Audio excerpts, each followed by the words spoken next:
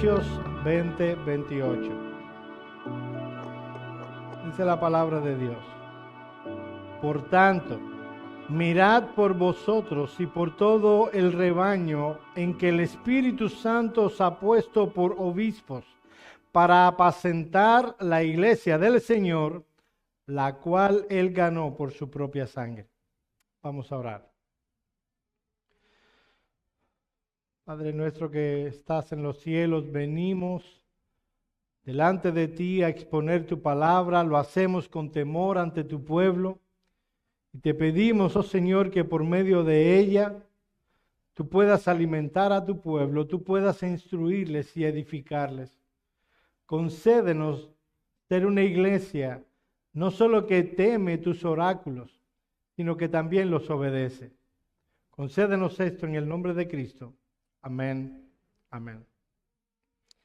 Es muy probable que hayas escuchado la frase en algún momento, esta frase tan popular: desde afuera todos somos expertos.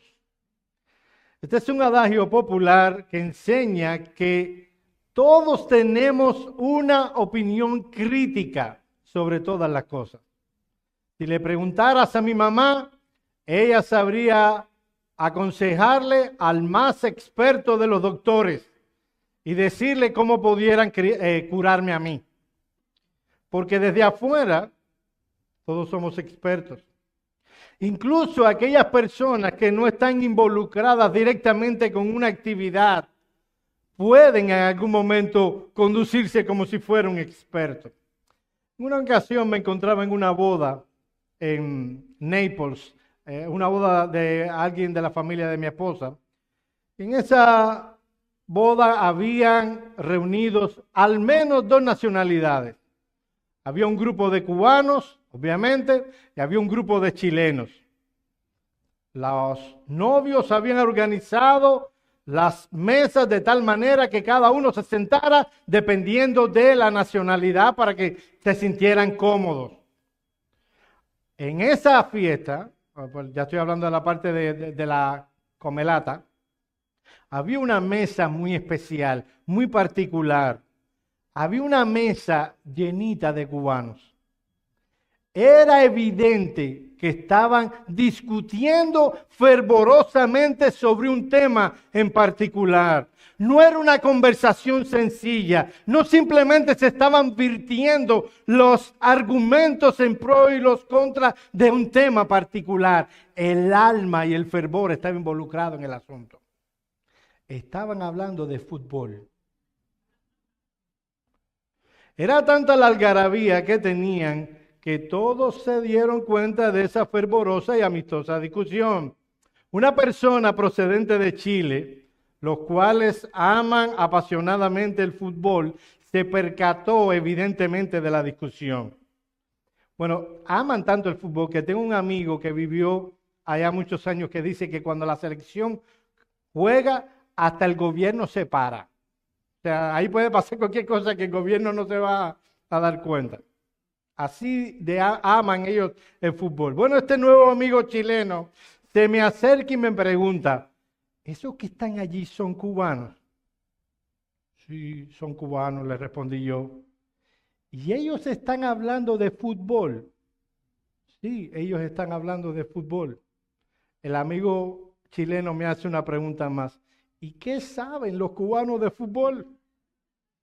Ustedes saben de béisbol, pero de fútbol. Yo le dije, sí, nosotros los cubanos, si Florentino Pérez, el dueño del Real Madrid, nos pidieron consejo de cómo arreglar la crisis que tiene el Real Madrid, nosotros pudiéramos aconsejarles al Real Madrid, al dueño del Real Madrid.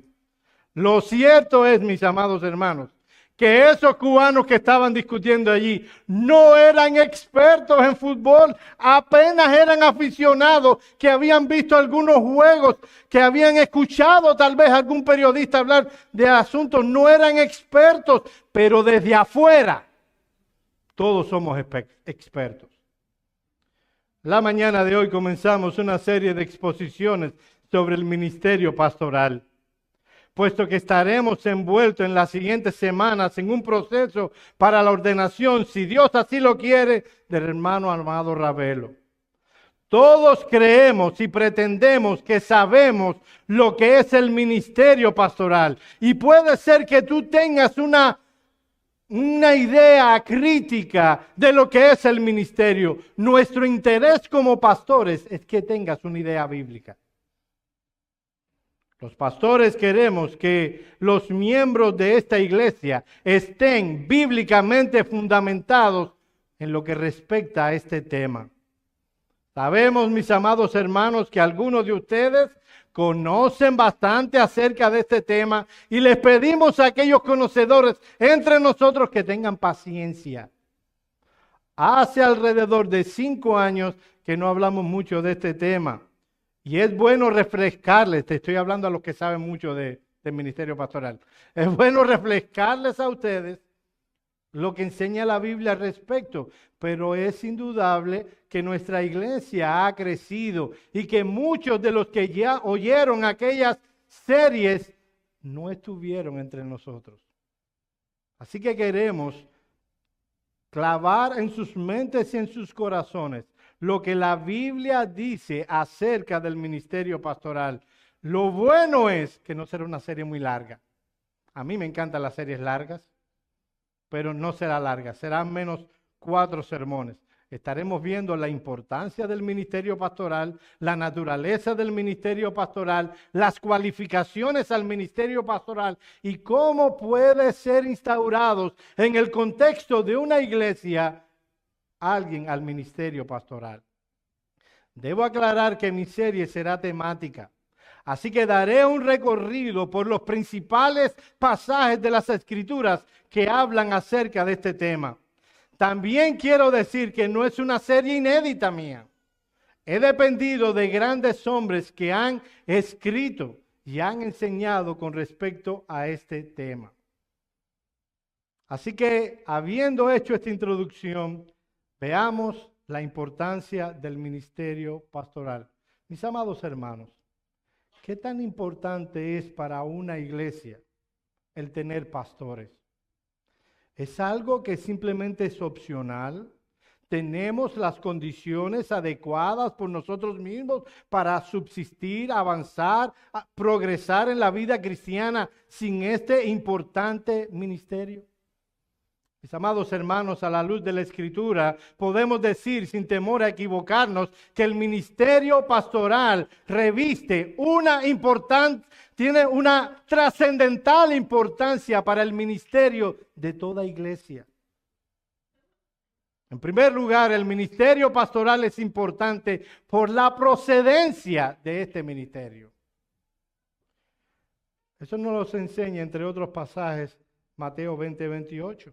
Cuando vamos a la Escritura para considerar la importancia del ministerio pastoral en el contexto de la iglesia local, rápidamente nos damos cuenta que las 3 personas de la Trinidad están directamente involucradas en el establecimiento de los pastores en una iglesia.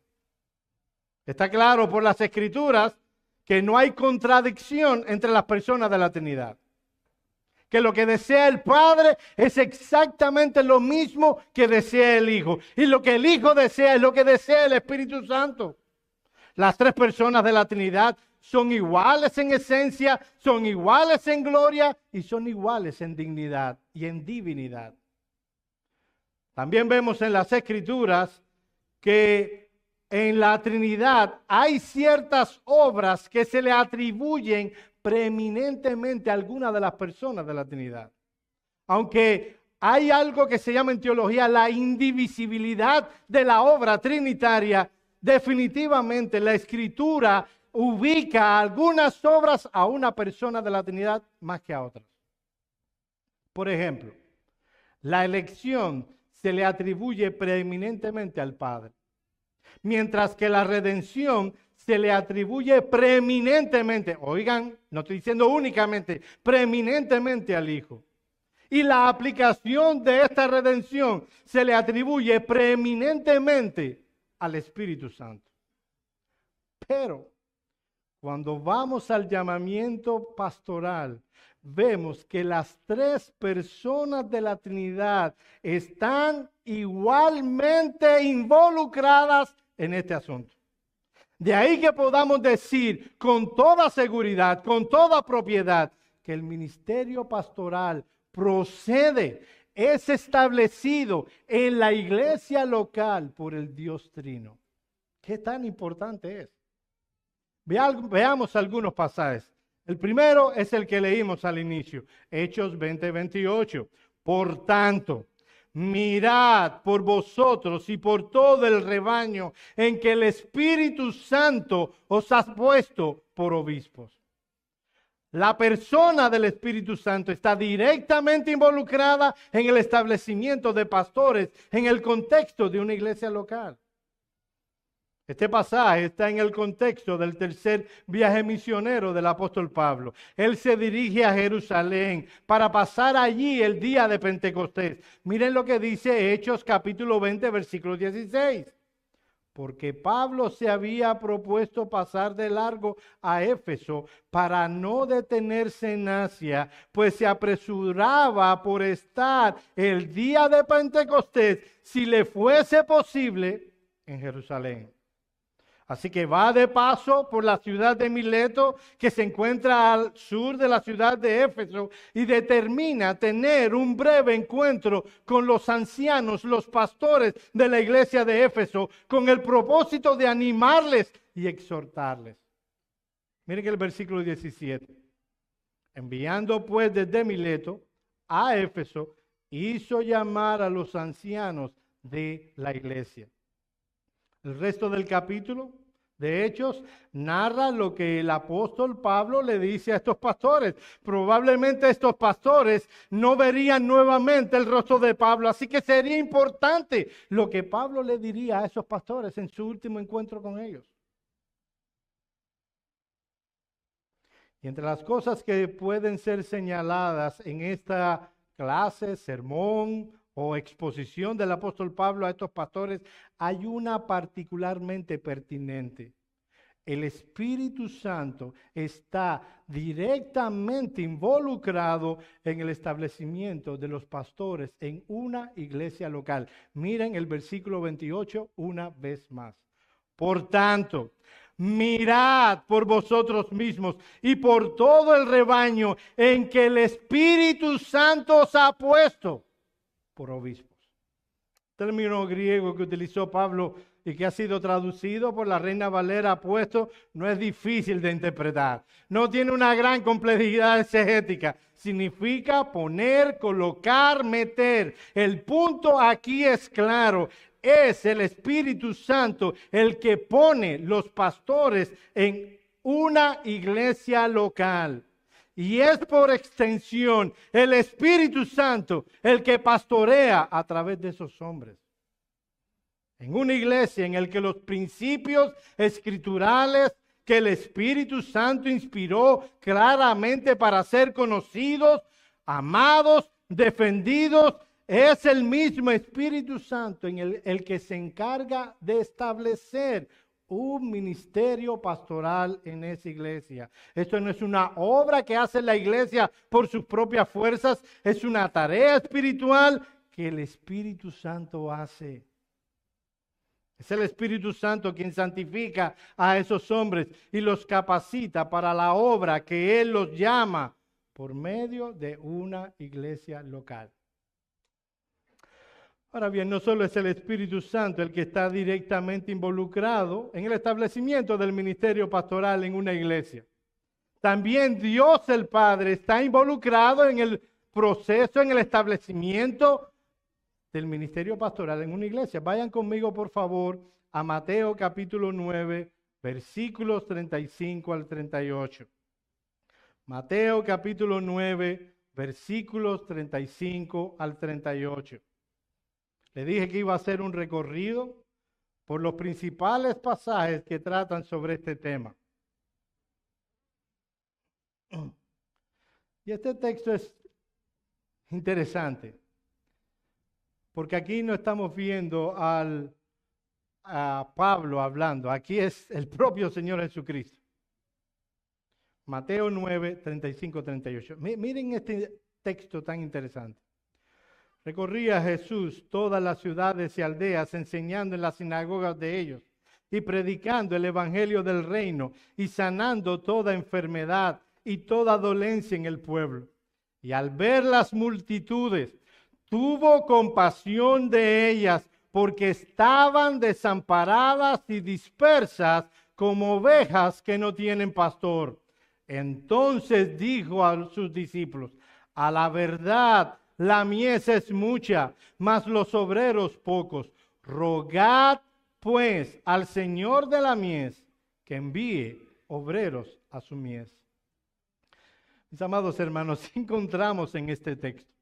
En este texto encontramos una especie de ventana para ver algo que estaba en el corazón del Señor Jesucristo mientras realizaba su ministerio terrenal. Mientras otros textos nos hablan de cómo Cristo realizó milagros, cómo pronunció discursos, aquí encontramos la motivación que estaba en el corazón de Cristo para hacer lo que él hacía. ¿Cuál era el sentir hacia las personas a quienes ministraba? Mis amados hermanos, yo les pido por favor que hagamos un esfuerzo consciente para captar la escena que se nos está transmitiendo aquí. Aparentemente el Señor está situado en un monte, en una colina, en un elevado, y podía ver a un grupo de personas que habían venido a Él para oírle y también para ser sanados. La Escritura dice que eran multitudes, eran muchas personas que habían oído acerca del Señor Jesucristo y querían oírle y querían ser sanados. Por otro relato sabemos que el Señor sanó a ciegos, mudos, sordos, cojos, mancos, epilépticos e incluso hasta endemoniados. Así que podemos suponer que entre la multitud que vino a Cristo en ese día había todo tipo de enfermos. Algunos probablemente los traían cargados, apenas podían moverse, necesitaban que otros le trajeran. Probablemente entre ellos habían niños con diversas enfermedades. Puedo imaginarme el dolor de esos padres al llevar a esos niños con la esperanza de que Jesús les sanara. En esa multitud habían pobres en extremo que no tenían siquiera un techo que pudiera cubrirles en las noches. Y desde esa colina el Señor podía ver con claridad toda esa miseria que venía hacia Él. Y ahora el evangelista nos permite ver como si fuera una radiografía lo que estaba en el corazón del Señor Jesucristo. Dice el texto: y al ver las multitudes, tuvo compasión de ellas.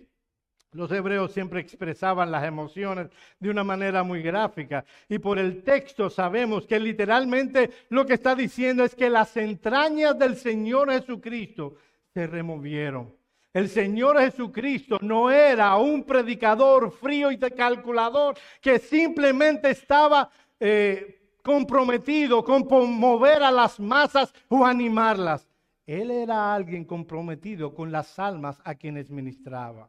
Él vio la terrible condición en la que se encontraban aquellos que estaban delante de él y sintió en lo más profundo de su corazón compasión. El cuadro que el Señor tenía ante sus ojos le afectó en las partes más íntimas de su ser. Cualquier persona con algún nivel de sensibilidad probablemente hubiera también reaccionado al ver a todas esas personas, al ver a todos esos enfermos, al ver todos esos pobres. Sin embargo, el Señor Jesucristo estaba viendo algo que ninguno de nosotros podía ver. Él estaba viendo lo que había en el corazón. Tú y yo podemos ver un grupo de hombres pobres y enfermos y sentir compasión.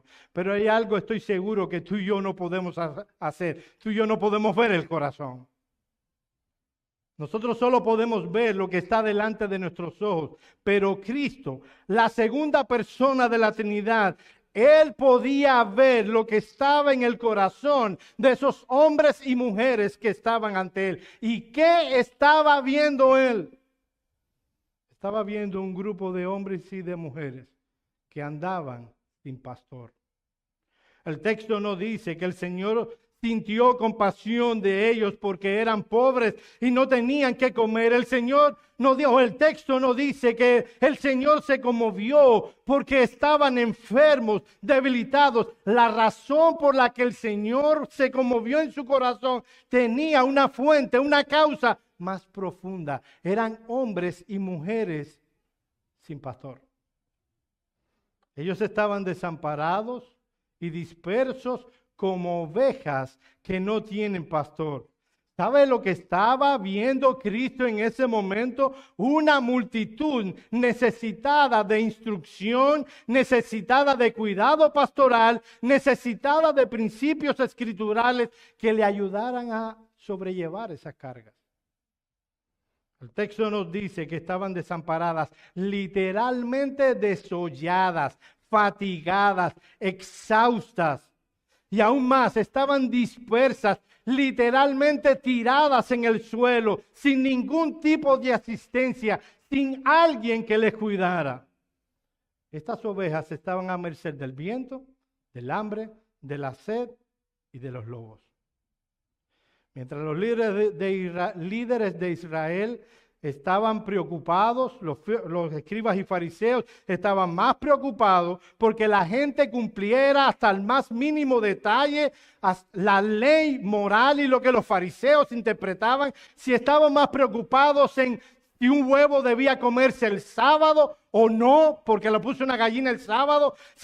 Ellos estaban más preocupados en si un padre podría cargar a su hijo porque tenía una piedra en la mano. Eso llevaba a estos hombres y mujeres a estar sin pastores.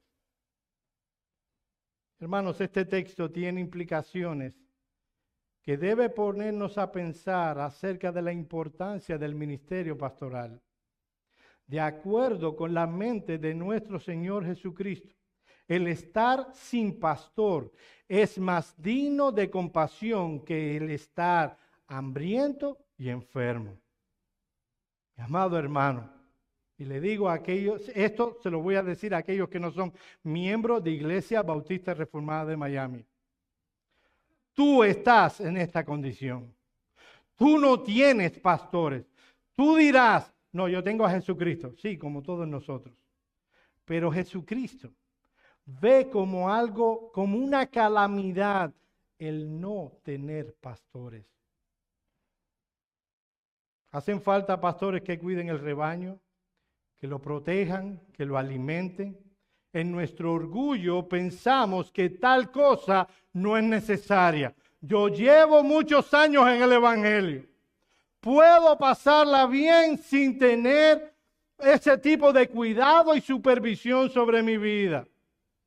Pero el Señor Jesucristo, en quien están escondidos todos los tesoros de la sabiduría y del conocimiento de Dios, piensa que estar sin pastor es una calamidad. Es algo que debe llenarnos de tristeza. ¿Cuál es la recomendación de Cristo para tales circunstancias? Pidió a los suyos que se dedicaran a orar continuamente al Señor de la mies para que Él enviara obreros a su mies. Algunos pretenden depender tanto del Señor que no dependen de hombre alguno. Ellos no necesitan de pastores que velen por sus almas. Se deleitan en los predicadores, los escuchan con gusto, pero no quieren ser pastoreados. Piensan que son autosuficientes, que pueden tomar decisiones cruciales en su vida sin pedir consejos o que tienen la suficiente madurez como para evaluarse a sí mismos en su vida cristiana. Pero de acuerdo con la enseñanza de nuestro texto, podemos deducir que es terrible no tener pastores, pero creer que no se necesita pastores es peor todavía. Alguien puede no tenerlo por las circunstancias, pero pensar que no necesita de pastores es más calamitoso todavía. Ahora, ¿qué debemos hacer debido a la necesidad que tenemos de obreros para que trabajen en la mies? Dice el Señor, rogad pues al Señor de la mies que envíe obreros a su mies. El término ruego implica un fuerte deseo, un anhelo intenso, una súplica fervorosa. Hablaba de una necesidad prioritaria. No era algo periférico, no era algo de lo que podíamos desechar. Era una prioridad. De hecho, la palabra está en modo imperativo. Es una orden de Cristo. Rogad.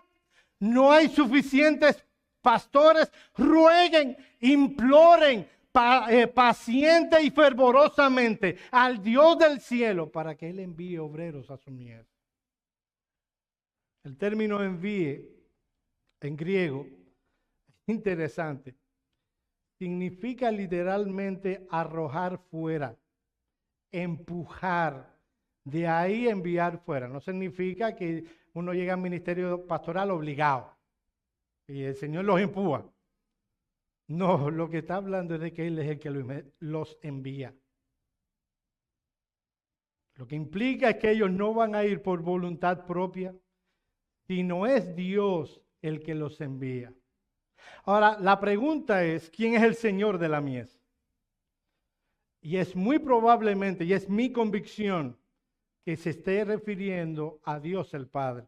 Porque de lo contrario, el Señor hubiera dicho, rogadme a mí para que yo envíe obreros a la mies. Pero Él está diciendo, rueguen al Señor de la mies para que Él envíe obreros a su mies. Miren lo que dice William Hendrickson en su comentario sobre este texto. Jesús fija la atención de los discípulos en el agudo contraste entre el gran número de personas que constituyen la mies y la escasez de obreros que deben tratar de recogerlas. Es por esta razón que exhorta a los discípulos a que oren a Dios, que es el Señor, esto es el propietario, el supremo gobernador de la mies, que envíe obreros a su mies. Además, al alentarlos a orar de ese modo, no está también enfatizando el hecho de que algo más que el simple número de obreros está en juego, a saber, su calidad. Deben ser enviados por Dios, no deben nombrarse a sí mismos, deben ser hombres que amen a Dios y amen también a las almas. Así que ya vimos que el Espíritu Santo está involucrado en el establecimiento de pastores. Vimos que Dios el Padre está involucrado en el establecimiento de pastores. ¿Quién nos falta? La segunda persona de la Trinidad, el Señor Jesucristo. Él también está involucrado en el establecimiento de pastores. Efesios capítulo 4, versículos 7 al 11. Vayan allí un momentico.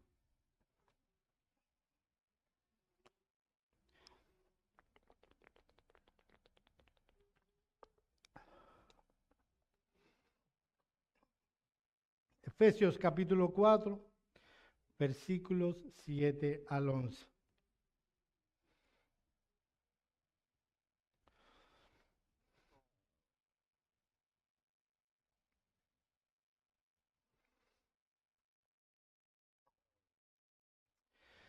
Dice la palabra de Dios en este pasaje. Pero a cada uno de nosotros fue dada la gracia conforme a la medida del don de Cristo. Por lo cual dice, subiendo lo alto, llevó cautiva la cautividad y dio dones a los hombres.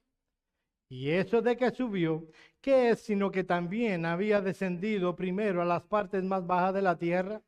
El que descendió es el mismo que también subió por encima de todos los cielos para llenarlo todo. Y él mismo constituyó a unos apóstoles, a otros profetas, a otros evangelistas, a otros pastores y maestros. Si pudiéramos hablar de los 5 textos más mal interpretados de todo el Nuevo Testamento, este estaría entre los 3 primeros. Es un texto muy mal interpretado. Para muchos, cuando el apóstol Pablo habla de que Cristo llevó cautiva la cautividad, lo que significa es lo siguiente. Antes del nuevo pacto, había en el lugar de los muertos en el Seol 2 secciones. Por un lado estaba el infierno y del otro lado estaba el seno de Abraham. Lo que hizo Cristo luego en la resurrección fue tomar a aquellos creyentes que estaban en el seno de Abraham y los llevó al cielo.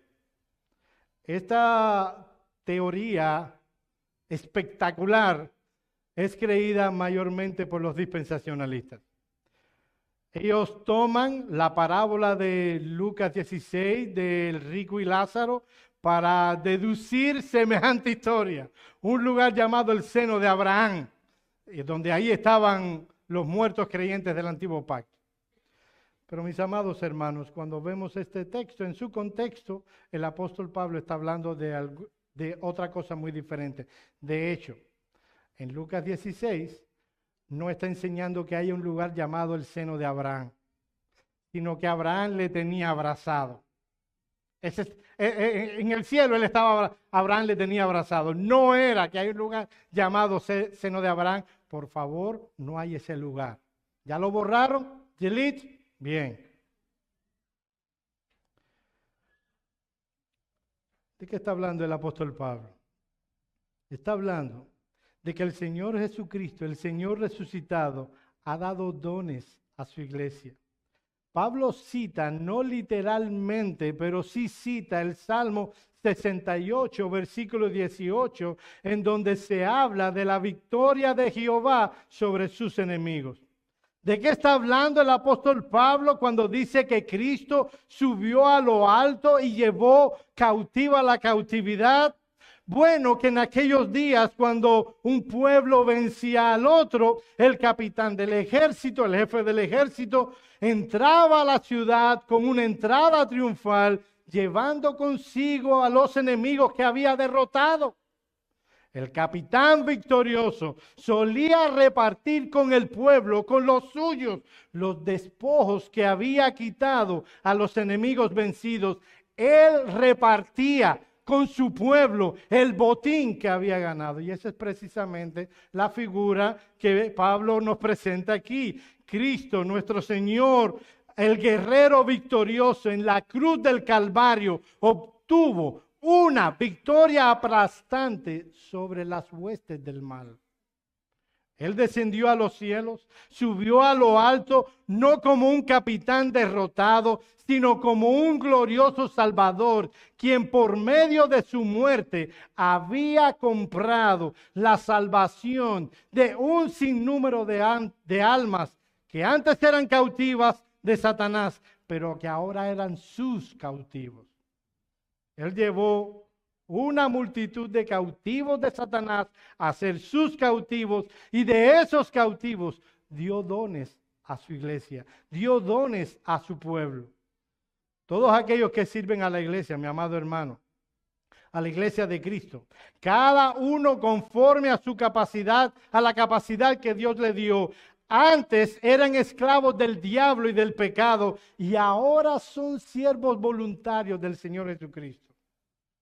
En la cruz del Calvario, Cristo derrotó de una vez y para siempre a Satanás.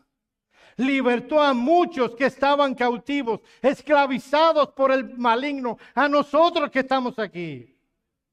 Y los tomó por siervos suyos. Y ahora, como botín de él, Dios da hombres dones a su iglesia. Los apóstoles, los profetas, los evangelistas y los pastores maestros.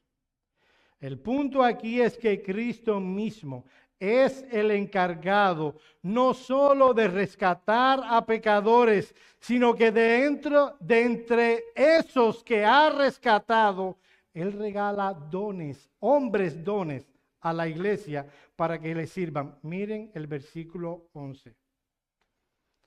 Y Él mismo, el contexto nos dice que es el Señor Jesucristo, constituyó a unos apóstoles, a otros profetas, a otros evangelistas, a otros pastores y maestros. El término griego utilizado por Pablo y que se traduce al español por la Reina Valera, constituyó, nos enseña dos cosas. Por un lado, nos dice que Cristo es el dador de esos dones y lo da solo y únicamente por gracia. Ninguna iglesia tiene esos dones porque nosotros sí no los merecíamos. No, Iglesia Bautista Reformada se porta bien, de Miami, digo. Iglesia Bautista Reformada de Miami se porta bien. Nosotros merecemos, con 160 y tantos miembros, tener 4 pastores. Es que estamos haciendo las cosas bien. ¿Debemos merecerlas? No. Lo que nos enseña el pasaje es que nos ha dado única y exclusivamente por gracia. Por otro lado, nos enseña la autoridad de aquel que da esos dones. No es un regalo que da entre iguales. O sea, como vienen ahora, pasó la temporada de Navidades y los jóvenes tenían que verlo. Yo los vi, dándose los regalos. Nunca jamás he visto una entrega de regalos de, ¿cómo se llama? Secret Santa o lo que sea que se llame eso, tan complicado.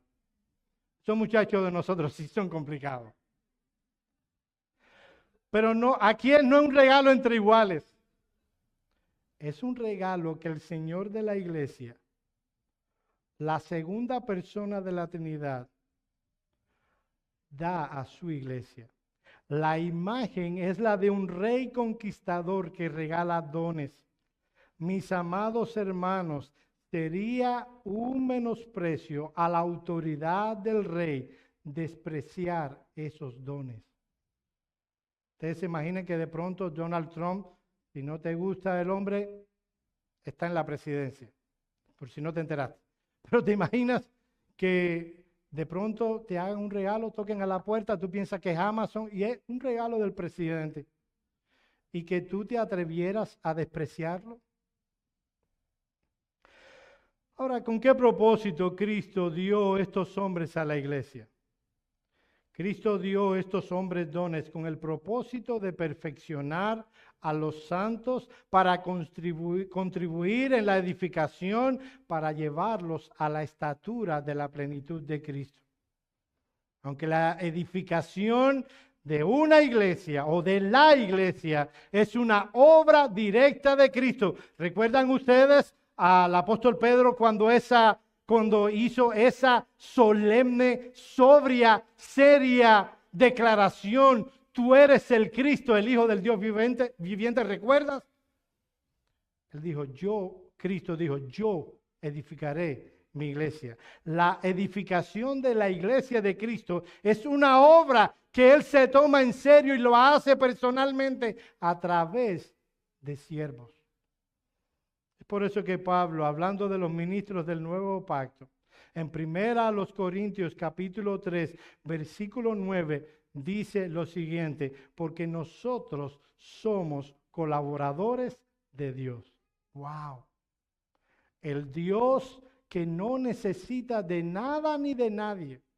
El Dios autoexistente, independiente. En teología le llamamos la aceidad de Dios. Decía Sproul que cuando decía la palabra aceidad, todos los vellos de su cuerpo se erizaban. No llego a esa solemnidad, pero esa palabra me gusta. El Dios que no necesita de nada ni de nadie, es lo que está escondido en esa palabra, ha determinado usar a pecadores como colaboradores suyos. Y dice Calvino, eso sí es excelente, que hombres sean colocados sobre la iglesia para que representen la persona del Hijo de Dios. El punto es, mi amado hermano, que el ministerio pastoral reviste una importancia porque las 3 personas de la Trinidad están directamente involucradas en el establecimiento de esos dones. Pero eso no es la única razón. Ya si fuera esa, ya es suficiente, ¿verdad? Pero hay más. Mis amados hermanos, el ministerio pastoral es importante por la tarea que Dios le ha demandado a esos pastores que hagan. Volvamos por favor a Hechos 20:28.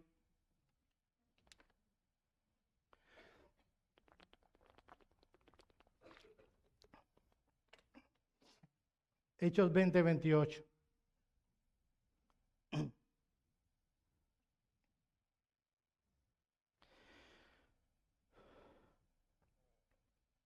Por tanto, mirad por vosotros y por todo el rebaño que el Espíritu Santo os ha puesto por obispos para apacentar, aquí está la obra, para apacentar la iglesia del Señor, la cual Él ganó por su propia sangre.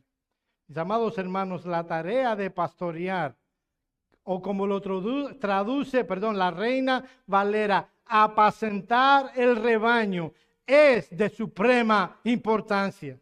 Dios en su soberanía, en su autoridad, el Señor Jesucristo, el Señor de la iglesia, ha determinado alimentar a su pueblo a través de hombres. Hay un aspecto de la vida cristiana que va a depender de ti, de tomar tu palabra, de tomar la palabra de Dios cada día, examinar la palabra de Dios, aprender de ella, buscar a Dios en oración. Y ese es tu deber como cristiano. Hay aspectos que dependen de los otros hermanos de la iglesia para tu crecimiento. La comunión de los unos a los otros, el edificarse los unos a los otros, el amonestarnos, el exhortarnos. Eso es parte de la vida cristiana y de eso dependemos para nuestro crecimiento. Pero hay un área de la vida cristiana que está íntimamente ligado con el ministerio pastoral. No podemos, no debemos. Algunos creen que sí pueden, pero no podemos pastorearnos a nosotros mismos. Necesitamos que vengan hombres y nos pastoreen. Tenemos áreas ciegas en nuestra vida cristiana, áreas que necesitamos que vengan hombres y nos las señalen y nos den los principios de la Escritura. Eso es lo que se llama apacentar. Pastorear. Tres elementos implica la palabra o el término apacentar. En primer lugar, la alimentación espiritual.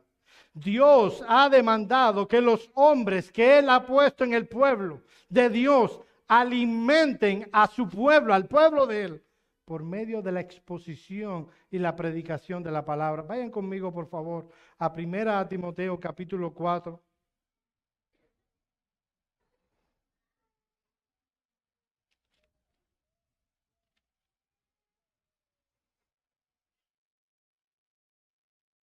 Perdón, 2 Timoteo capítulo 4, un brinquito nada más, versículos 1 al 5. 2 Timoteo capítulo 4, versículos 1 al 5.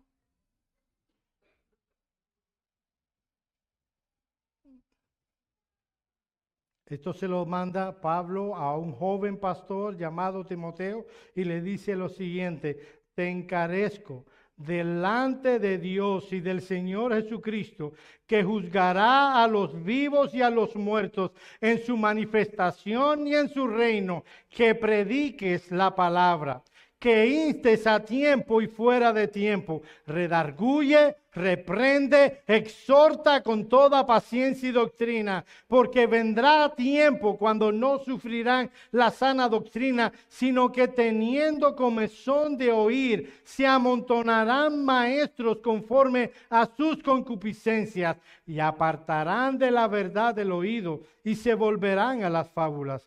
Pero tú, sé sobrio en todo, soporta las aflicciones, haz obra de evangelista, cumple tu ministerio.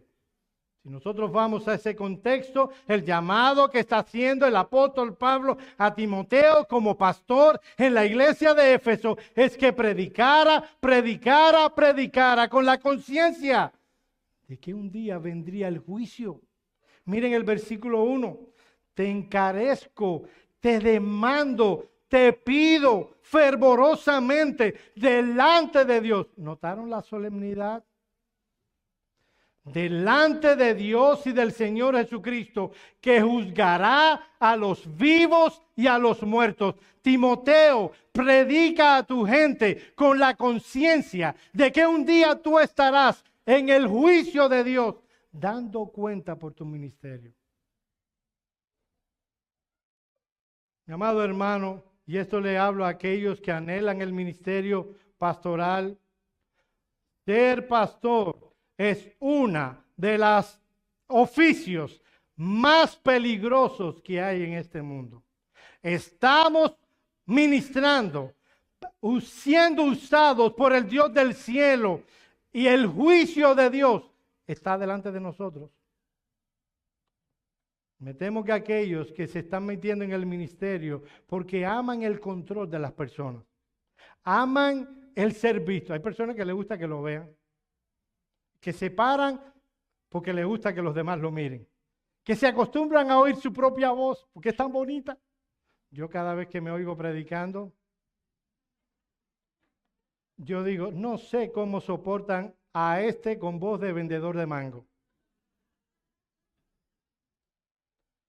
Pero hay hombres que les gusta oír su voz, que tienen el púlpito como su plataforma, quieren ser mirados. El juicio de Dios será más severo con aquellos que son maestros. ¿No es eso lo que dice el Espíritu Santo por medio de Santiago? Que no debemos buscar mucho de nosotros el ser maestro porque recibiremos un juicio más severo, es lo que dice el texto literalmente. Sin embargo, Dios se agrada en edificar a los suyos por medio de la predicación del Evangelio de hombres que Él ha dotado y cualificado, y Dios se agrada de salvar a pecadores por medio de la predicación de hombres que han... Yo dije hombres y mujeres. Ya estoy ya viejo ya. Por hombres que Dios ha llamado y cualificado. Vayan conmigo a 1 Corintios capítulo 1.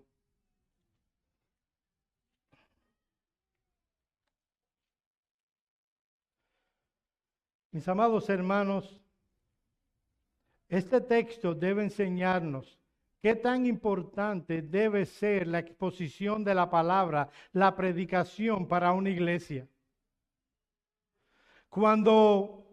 ¿Recuerdan que al principio dije que los chilenos cuando está el fútbol se para el país? Bueno, aquí se debería parar todo cuando empieza la exposición de la palabra. Es más importante lo que pasa en esta hora que si gana el Barcelona o el Real Madrid o cualquier equipo. Miren qué tan importante es. 1 Corintios capítulo 8, versículo 18. 1 Corintios capítulo 1, versículo 18. Perdón, señores. Ya estoy cansado. Y ayer yo tuve un día duro. Voy a decirlo de nuevo y a lo mejor cambia de las veces anteriores. Primero a los Corintios, capítulo 1, versículo 18.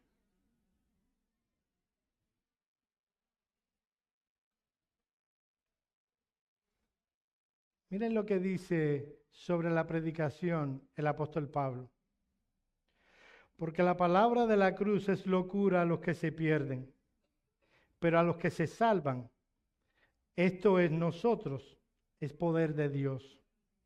Pues está escrito, destruiré la sabiduría de los sabios y desecharé el entendimiento de los entendidos. ¿Dónde está el sabio? ¿Dónde está el escriba? ¿Dónde está el disputador de este siglo? ¿No ha enloquecido Dios la sabiduría del mundo? Pues ya que en la sabiduría de Dios el mundo no conoció la sabiduría, a Dios mediante la sabiduría, agradó a Dios salvar a los creyentes por la locura de la predicación. Porque los judíos piden señales y los griegos buscan sabiduría. Pero nosotros predicamos a Cristo crucificado, para los judíos ciertamente tropezadero y para los gentiles locura. Mas para los llamados, así judíos como griegos, Cristo, poder de Dios y sabiduría de Dios. Porque lo insensato de Dios es más sabio que los hombres, y lo débil de Dios es más fuerte que la de los hombres. Mis amados hermanos, miren lo que dice el apóstol Pablo en cuanto a la predicación. Un hombre con una corbata, nosotros predicamos con una corbata, otros predican con dos, no. Con una corbata, otros sin corbata, exponiendo la palabra de Dios, predicando. ¿Saben cómo lo llamó Pablo en este texto? La sabiduría de Dios. Hay hombres, hay iglesias que quieren quitarle la gloria de la predicación. No entienden que Dios, por medio de ese espíritu, alimenta, apacienta al pueblo de Dios por ese evento, la predicación de la palabra de Dios. El apóstol Pablo dice que los judíos buscaban una cosa muy diferente a la predicación y que los gentiles buscaban algo muy diferente a la predicación. Y Pablo advierte que la sabiduría de Dios es más fuerte que lo que el hombre puede idear. Mis amados hermanos, cuando sus pastores exponen la palabra, en ese momento no debiera pasar nada más importante que oír lo que Dios tiene para nosotros. Pero no solo la alimentación espiritual, ya estamos terminando, sino también la protección de algunas amenazas. El ministerio pastoral previene de algunas amenazas que vienen a la vida de los creyentes. 3 amenazas pueden atentar contra la oveja. En primer lugar, el pastor debe cuidar la oveja de sí misma. Muchas veces nosotros podemos tener una visión de la vida, de nuestras decisiones, que pueden ser canalizadas, enraizadas por medio de un consejo. La Biblia nos habla de que en la multitud de consejos está la victoria y está la sabiduría. Y un elemento que Dios ha dado a nuestras vidas son los pastores que Dios nos ha dado. Muchas veces el consejo de nuestros pastores puede prevenir de malas decisiones que traerán repercusiones malas. Pero no solo el pastor, como la imagen que está dando el apóstol Pablo de un pastor de ovejas, cuida a las ovejas a la oveja de sí misma. El pastor debe cuidar las ovejas de otras ovejas. La iglesia está compuesta por pecadores. Y tristemente habrá situaciones en que las ovejas pueden dañarse las unas a las otras. No lo busquen. Miren lo que dice Ezequiel capítulo 34, versículos 17 al 24. Ahí sí lo dije bien. Mas en cuanto a vosotros, ovejas mías, así ha dicho Jehová el Señor. He aquí yo juzgo entre oveja y oveja, entre carneros y machos cabríos. ¿Os es poco que comáis los buenos pastos, sino que también holláis con vuestros pies lo que de vuestros pastos queda? Y que bebiendo las aguas claras enturbiáis además con vuestros pies las que quedan. Y mis ovejas comen lo hollado en vuestros pies y beben lo que vuestros pies han enturbiado. Este es un panorama triste. Ovejas del Señor haciéndole mal a ovejas del Señor. Sin embargo, estaban pensando en que no había nadie por encima de ellos. Y Dios les dice, ustedes tienen un pastor y yo he de juzgar entre oveja y oveja. Lo que está enseñando el pasaje es que Jehová, como buen pastor, muchas veces tiene que cuidar las ovejas, no de enemigos foráneos, sino de otras ovejas. Por eso a partir del versículo 20 dice Ezequiel, por tanto, así les dice Jehová el Señor, he aquí yo juzgaré entre la oveja engordada y la oveja flaca, por cuanto empujasteis con el costado y con el hombro y acorneasteis con vuestros cuernos a todas las débiles, hasta que las echasteis y las dispersasteis.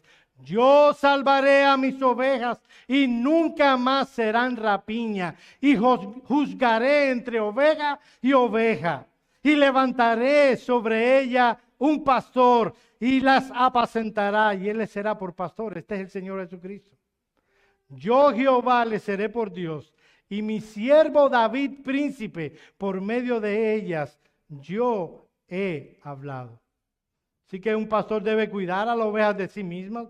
El pastor debe cuidar a las entre las ovejas que se hagan mal. En último lugar, el pastor debe cuidar a las ovejas de los lobos que acechan al rebaño.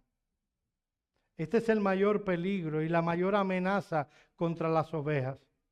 Y si en el contexto de Hechos 20:28, donde todavía Maldonado y Cash Luna no existían, ahora se hace más pertinente el que pastores que aman a la iglesia salgan en defensa de la iglesia.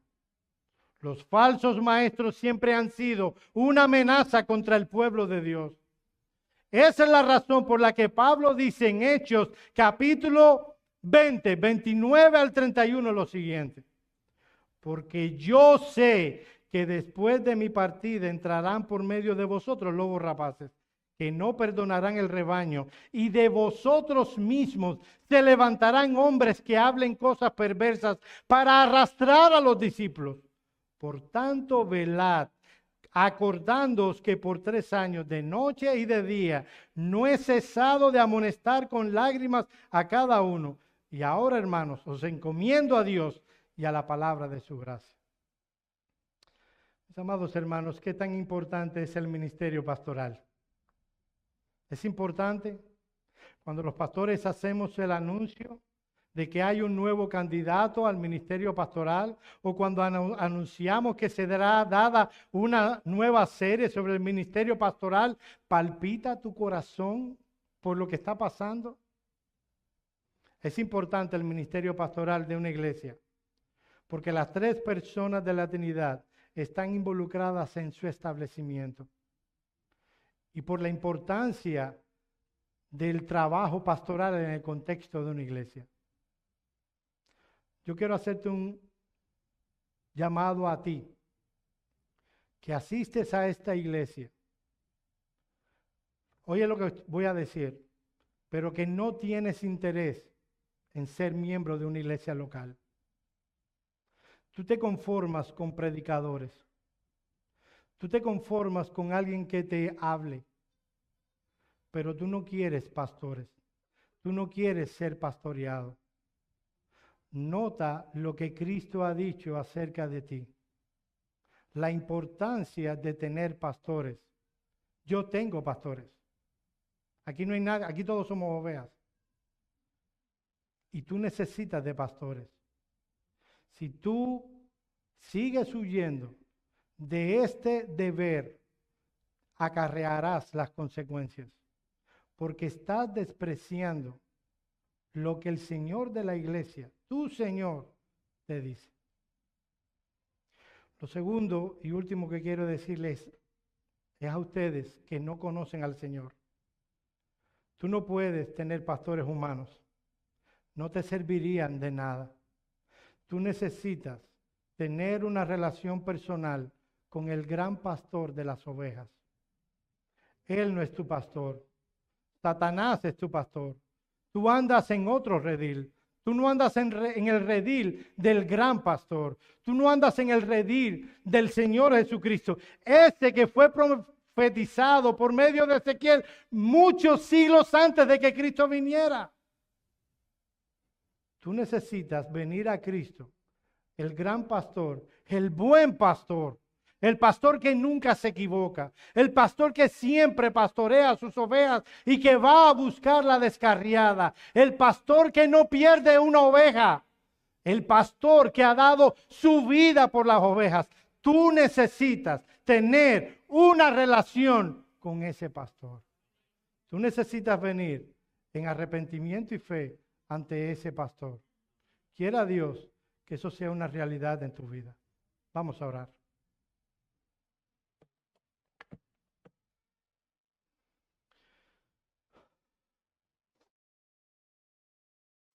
Te damos gracias, oh Señor, por el regalo que nos has dado de pastores sobre nosotros. Gracias por su sabiduría, gracias por sus enseñanzas. Gracias porque no estamos solos a nuestras expensas, siguiendo nuestra propia voluntad.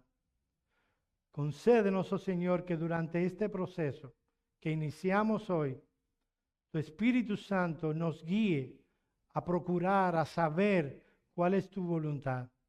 Guíanos, oh Señor, y sigue bendiciendo a esta iglesia y que podamos glorificarte en cada momento, en cada instante de nuestro ministerio como iglesia, de tal manera que tú, no solo tú seas glorificado, sino que también las almas puedan conocerte. En el nombre de Cristo oramos. Amén. Amén.